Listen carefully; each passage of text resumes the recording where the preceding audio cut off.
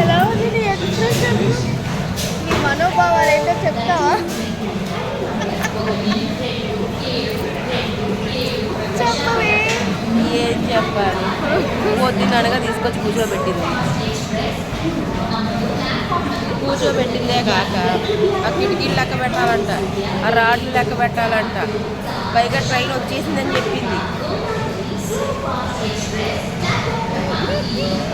వీడేమో మాకు కావాల్సిన నెంబర్ తప్పించి అన్ని నెంబర్లు చెప్పేస్తున్నాడు. వీడు ఒక్క నెంబర్ తేడా అండి, మాట్లాడలేకపోతున్నారు, అక్కడ వేయలేకపోతున్నారు. ఏం చెప్పుకోమంటారు మా బాధ. ఇవాళ టైం ఎంత అయిందో తెలుసా?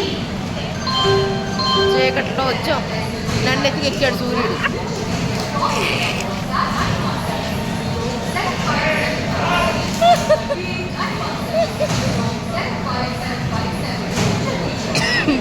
ఇది కూడా ఒక కొత్త అనుభవం కదా చిన్న. ఈ ఒక్క మాట రెండు చేతులు.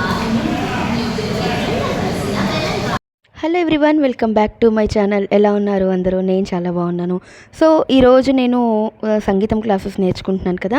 సో మా మేడంని రిసీవ్ చేసుకోవడానికి వచ్చాను. అది ఏంటి సర్ప్రైజ్ అన్నది నెక్స్ట్ వీడియోస్లో వస్తుందన్నమాట. సో మార్నింగ్ సికింద్రాబాద్ రైల్వే స్టేషన్కి వచ్చాము. 5:30కి వచ్చాము.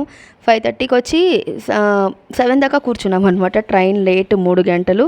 సో అందుకని సో ఇలా కూర్చున్నాం కదా. ఏమైందంటే ట్రైన్ చాలా లేట్ అయిపోయింది. యాక్చువల్గా నేను రైలు యాత్రి యాప్లో వచ్చేసింది అన్నట్టుగా చూసి 5:30 కల్లా బయలుదేరి వచ్చేసాం. మేము 5:40కే వచ్చేసాం.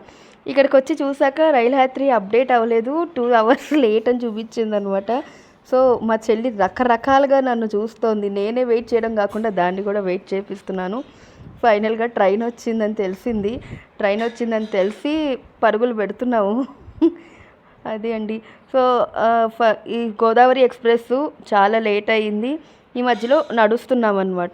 సో ఫైనల్గా అయితే మా మేడం వచ్చేసారనమాట. ఆవిడేనండి, ఆరెంజ్ కలర్ దుప్పట్టా వేసుకున్నారు కదా, ఆవిడే మా మేడము. ఆవిడ కర్ణాటక సంగీతం నేర్పిస్తారు, ప్రోగ్రామ్స్ కూడా ఇప్పిస్తారు. సో ఆ మేడంని రిసీవ్ చేసుకోవడానికి వచ్చాము.